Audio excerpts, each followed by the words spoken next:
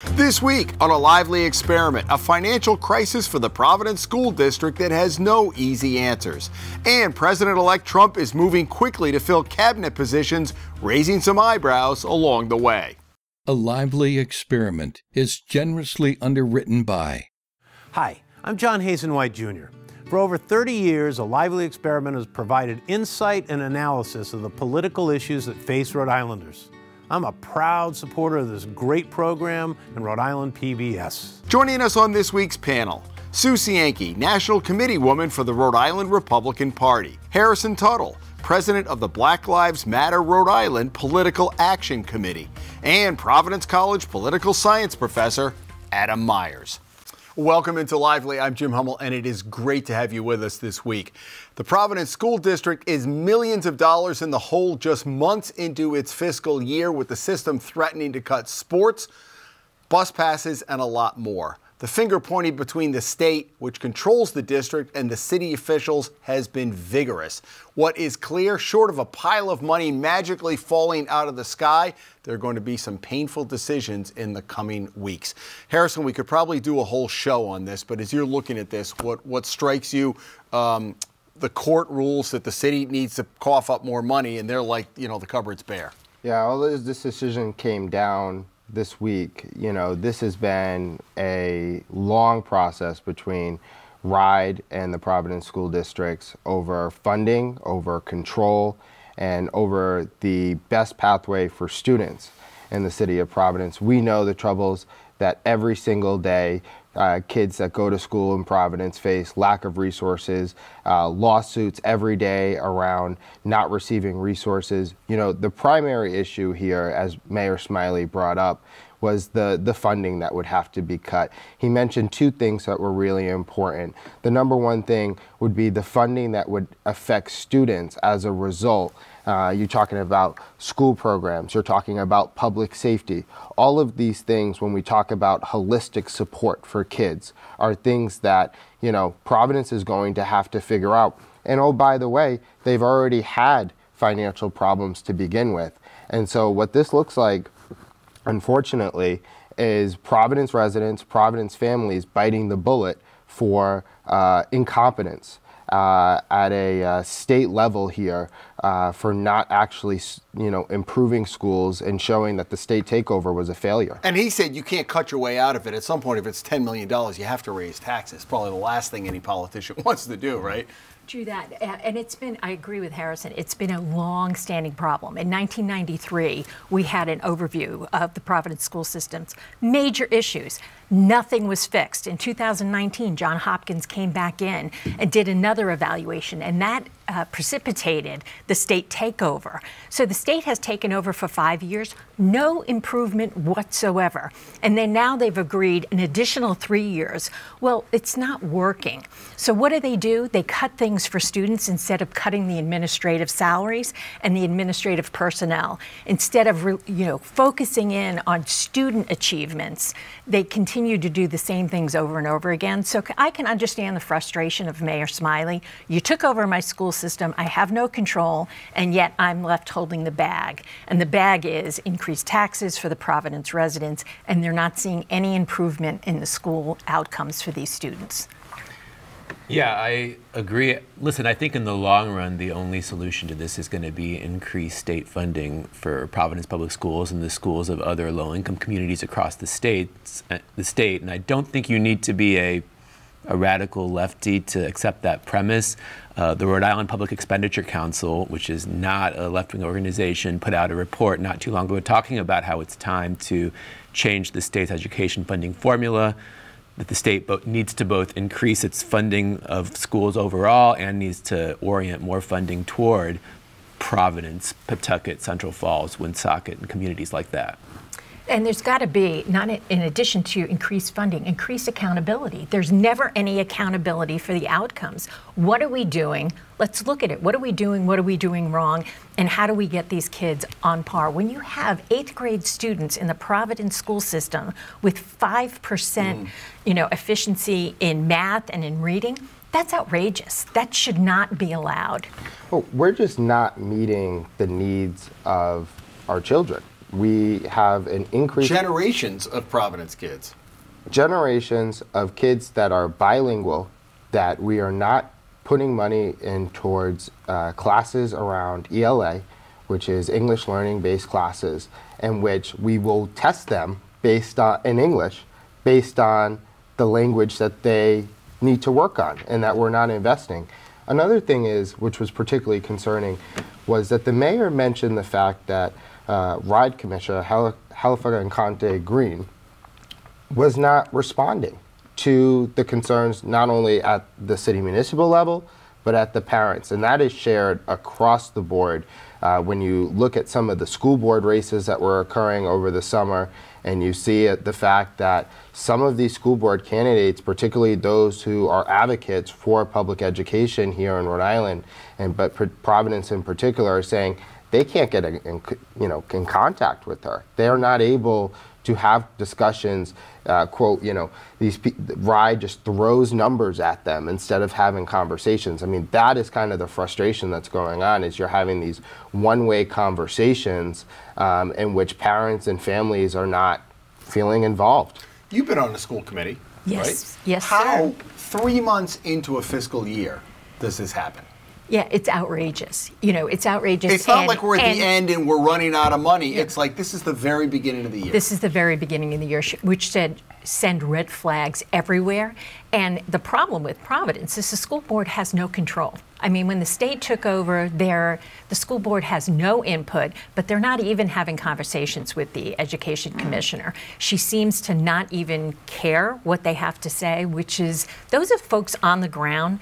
Those are the folks that are going into the grocery store and talking to people in their constituents, so they hear what the issues are. And when you talk about English language learners, I mean, I don't understand why they don't have language academies. These students that come in that don't speak English, they're not going to be successful going forward unless they get a good handle on the English language. So let's take care of that first before we test them in math and science and all the other studies that they're supposed to be proficient in. Because if they can't speak the language, they're not going to be successful. And if they can't read by 3rd grade, they are set up for failure. Do you think the control should go back to the city of Providence? Or I understand the state got a little bit of a COVID pass, right? Like everywhere. But as Sue said, it's been 5 years. How much longer? They'd say, what, it's going to be 2 or 3 years. Should it go back to the schools?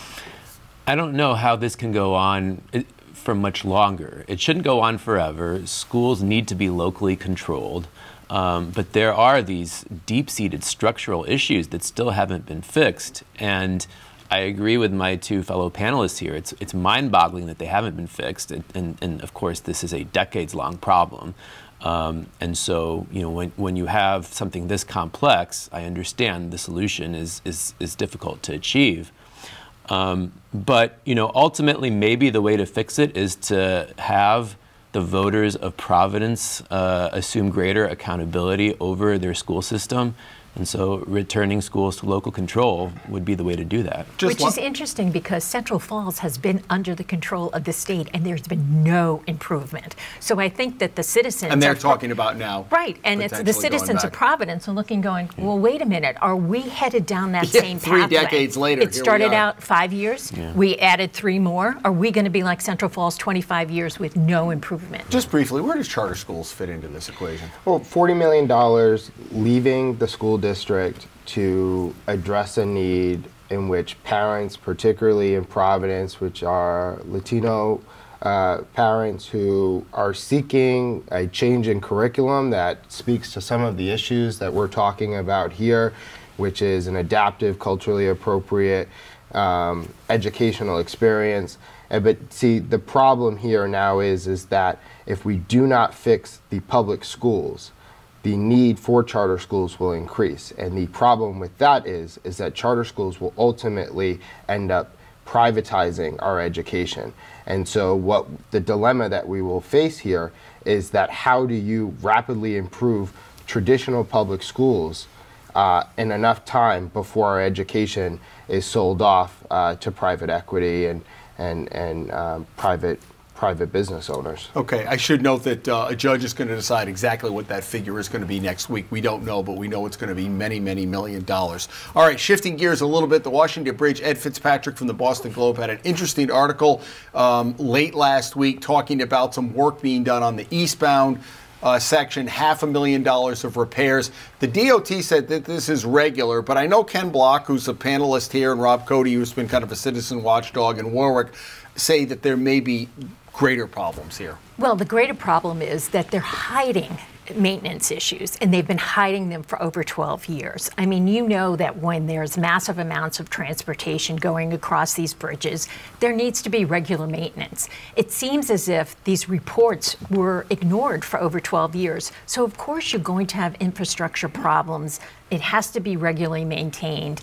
And now it seems they're not taking care of the eastbound span that may have to be closed, and that would be disastrous for the economy, for people that have to use that to work, for the hospitals in the area.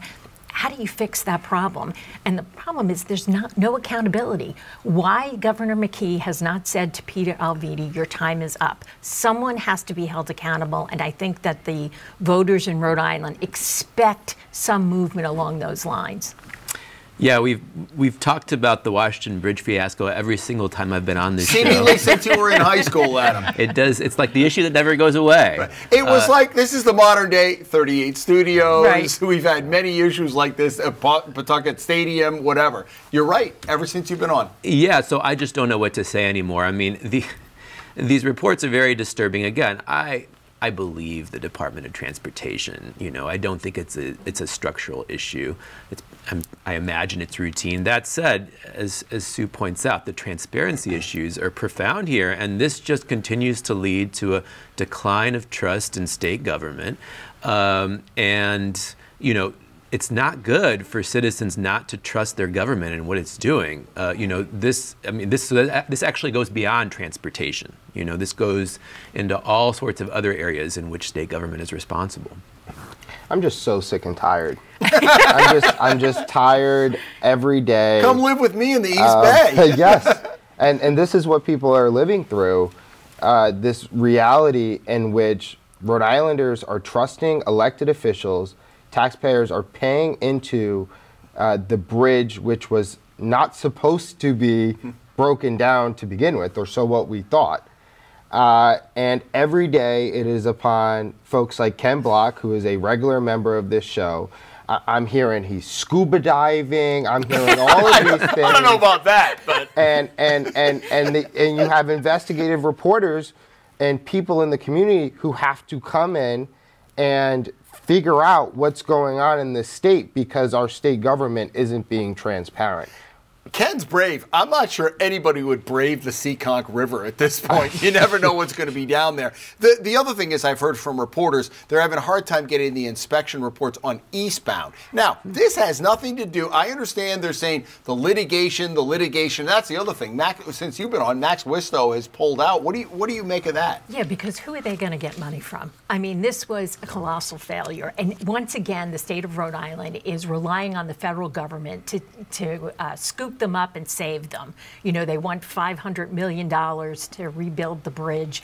And it wasn't a natural disaster. It wasn't a terrorist act. This was maintenance failure from your state government not taking care of your infrastructure. So again, you're right. It's a failure of the government to do the necessary things that they should be doing. They better secure that money before January 20th. Well, it better be in the bank account, don't and you again, think? you know, you have a budget deficit of $400 million. The state just took on another $400 million in debt.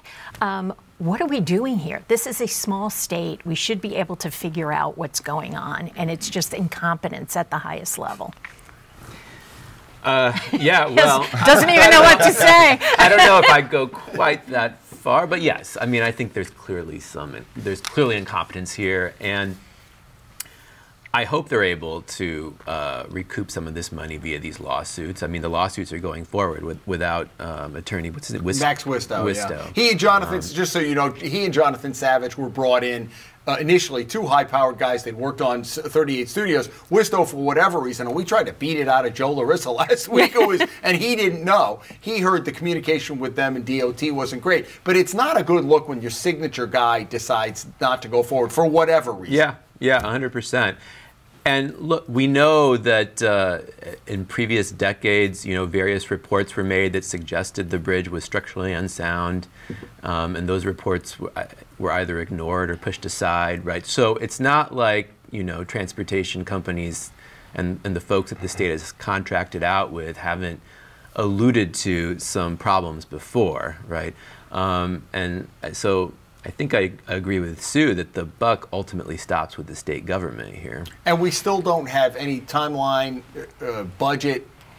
No bids. No bids, right? Well, there was a timeline that was put out, and of course, well, that was going to be. We were going to be in March of right. They were hoping to fix it in 3 months. Right, and the problem is that if folks that are informed in politics don't know, then the average Rhode Islander doesn't know, and that's a problem. Okay. And interesting enough, I think that going back years and years, it may have been ultimately a design problem. The bridge design may have been set up for failure. So nobody's pointing that out, and nobody's pointing out, hey, we had a problem. Mayor Pete pointed that out when he visited here as Secretary of Transportation. Yeah, that could have been. He said. Yeah. He basically said this was a design in 1968, not really used anywhere else in the country. Right. So it could what do you blame? Dead engineers? Yeah. And it's interesting that McKee has not ever pointed, I don't think, to Governor Raimondo when she was here, that this was ignored. Think you got a couple of calls from Washington? Yeah. Keep it on the down low? I mean, ultimately, it's got to be fixed. So finger pointing only goes so far. But he's never brought that up. Hey, it was under her watch, and I got stuck with it. And now I have to go forward.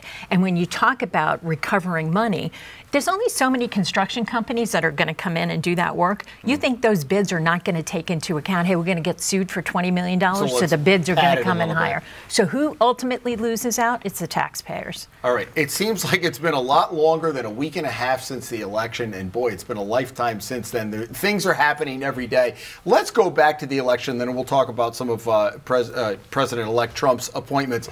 Let's talk to the political science professor. Did you see this margin of victory coming? I mean, as you were going into the election, what were you thinking? In Rhode Island or nationwide? No, I'm talking about nationwide. We're an outlier.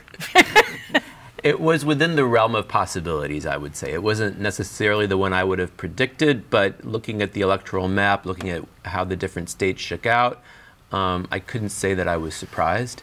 It was a decisive victory for President Trump, and there were some very interesting shifts in voting patterns, historic ones, I would say. Obviously, the question that everybody's asking is, will these shifts be durable? And time will tell. There's a difference between campaigning and governing. So that's what's ultimately going to determine whether these shifts are permanent. Do you deliver on your promises? His first term, he promised things and he delivered. Will he be able to do it the second time around with a Senate and a House, both in the same party? I think he's got 18 months to actually put things and changes in place. Because the midterms could potentially flip one of the changes. But this is the movie we saw 8 years ago. He had the House, the Senate, and he got the tax cuts through, but I think he realizes the clock is ticking from January 20th Yeah, on. I think he's better prepared this time around. I think he learned a lot. He relied on a lot of Washington insiders last time. I think he's obviously, from his picks, he's not picking a lot of Washington insiders, people that are beholden to the lobbyist. He's gone in a different route. So let's see if he's successful with the way that That's a charitable way of saying it, a different route. Matt Gaetz for Attorney General. I mean, it's unbelievable. I mean, when we look at some of these picks, I mean, we have a massive problem in this country, and I want to speak from the perspective of the Democratic Party, in which walked around and decided that they were going to pay Oprah Winfrey, Megan Thee Stallion, you know, some of these people that listeners on this show have never heard of, to, you know, encourage people to come out when people are struggling to pay the bills. And it's a huge disconnect between the party elites and what's actually going on. And we saw, even at a local level here, the amount of people that just had their head in the clouds. There's no way that Kamala Harris could have lost. There's no way that it would be possible, when the reality is that most voters in America has saw what has happened over the last 4 years. And instead of the Democratic Party saying we need to shift to actually talking about the fact that people are struggling, talking about the fact that we have a person who's running for president, who is now going to be president, that is going to threaten our democracy and is actively destroying every single institution that we have in this country. There is absolutely nothing good that is going to come out of the next 4 years. Rhode Island is going to be financially strapped more than they already are. We're going to have to raise taxes on, and I know it's scary, but we're going to have to raise taxes on our most wealthy in Rhode Island, because the fact is that Trump is going to cut every last bit of social net that people in this state rely on, and that's how it impacts here in Rhode Island. How'd that work out for Massachusetts? They left. You tax the wealthiest. They have they portable, vote with their feet. They vote with their feet and they leave. It doesn't work out, and the amount of money that you're going to get is insignificant. I agree with you. They raised $1 billion. Vice President Harris raised $1 billion in a short period of time, and she ended up $20 million in debt because she was paying. It was professional gigs for these people. It wasn't really endorsements.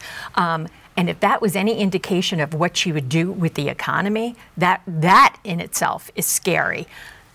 How you govern and how you campaign, though, are two different things. So we'll see when he gets to the White House what happens, right? Yeah, there's so many things my two panelists just said that I would like to respond to, and I'm not sure I can do all of them. But to Sue's point about, how is he going to govern with unified control in Congress and the presidency? I mean, it's important to point out, of course, that Republican majorities in the House, the Republican majority in the House is razor thin. We don't know exactly how thin it's going to be, but it's looking like 3 or 4 seats. The Republican majority in the Senate is not very large either. And of course, it's not filibuster proof. They being the Republicans, are going to have to hang together nearly completely to get anything done legislatively.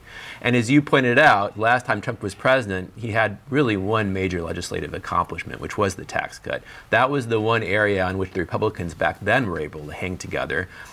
I know they have grand plans for this Trump term. I'm not sure how successful they will be in implementing those plans. Where Trump will be able to make a lot of policy changes is via executive orders. And then the other thing I would point out is, as tends to happen very, very quickly in American politics, majority coalitions that come to power start to break apart. And we're already seeing Republican divisions over some of these cabinet picks, Matt Gaetz being the most prominent example. So, things are very early, but in the broad scope, the dominant pattern we see in American politics today is that no party hangs on to power for very long, and I fully expect that Democrats will be able to exploit divisions within the GOP and come back to power nationally in the relatively near future.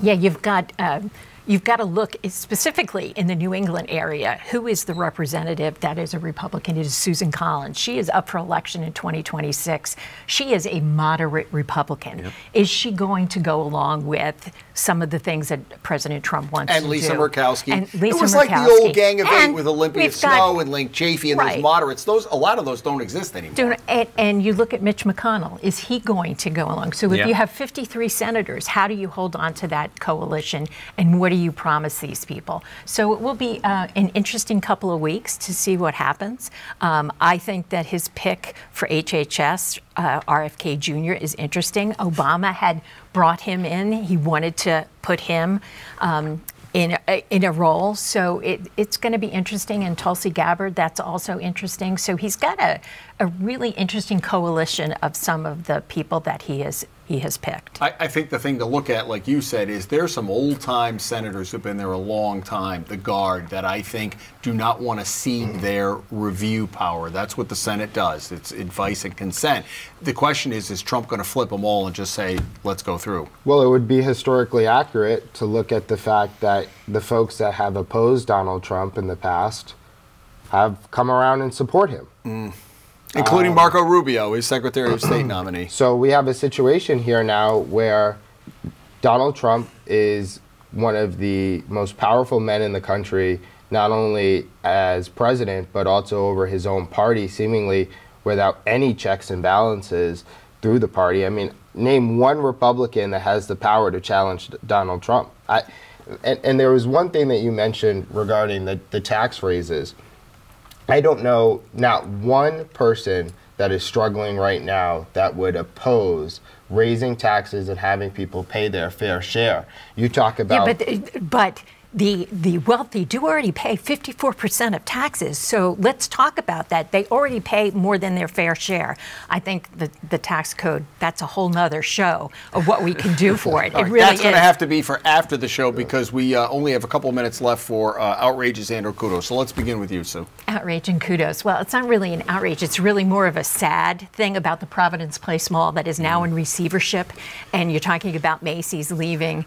That's a sad moment for Rhode Island, because yet it's another fiasco. You know, you have the Washington Bridge. We talk about these fiascos. I think this is a great state. We have so much to offer, and yet we can't seem to get out of our own way. It's a bad economic forecast for us. But I also think that's reflective of brick and mortar across the country. It is reflective, but we're not flexible and adaptable enough to take advantage of some of these things. You know, so that's the sad part. Adam, what do you have? I was actually going to say the same thing, and I was going to link it. I'm sorry. Oh, I used to say that to Bob Walsh. She stole my idea. You got it. Now, but I was going to link it to the whole. The veteran panelists have 3 or 4 in their back pocket. Right. Well, the last few times I've been on this show, we haven't even gotten to the outrage. Yeah, I know, really. So, you know, but I was. The economic climate of the state, the broader issue of the fact that Hasbro might be leaving, all of these things, you know, it does not look good, and it's not entirely clear to me what Rhode Island is doing wrong here. I mean, I mean, Sue might talk about the business climate here. I don't think the business climate in Massachusetts is all that much better, and they're doing much better. So. You get the last minute. And I was just going to say, my outrage is always the wind turbines, so I have to say that. Right. It's outrage we're killing the oceans. Well, we'll see what happens in the Trump administration. You have 45 seconds now, Mr. Tuttle. Sorry. Outrage Senate President fight that's going on right now in the Rhode Island General Assembly. We have someone who the caucus has seemingly lost faith in his ability to govern.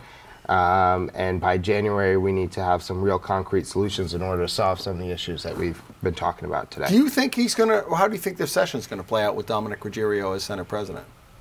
We'll wait and see. Oh, there it is. I don't think they've lost confidence in him. 23 senators voted for him. So there's confidence, but there is rumblings underneath that some of the senators want some significant change. All right, folks, it is a quick half hour. We appreciate your spending it with us. Adam, good to see you. We promise to talk about the Washington Bridge next time you come. It'll be here. Sue and Harrison, thank you. And folks, thank you for joining us. We appreciate your loyalty to this show. If you can't catch us Friday at 7 or Sunday at noon, we archive all of our shows at ripbs.org/lively. Come back here next week. We'll have a full analysis and recap of everything going on here and nationally. It's a moving target every day. Join us next week as A Lively Experiment continues.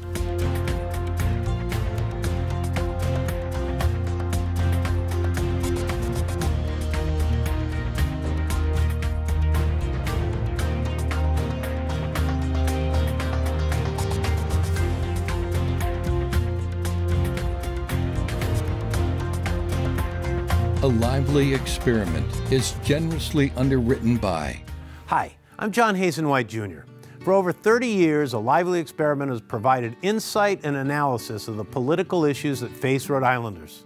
I'm a proud supporter of this great program and Rhode Island PBS.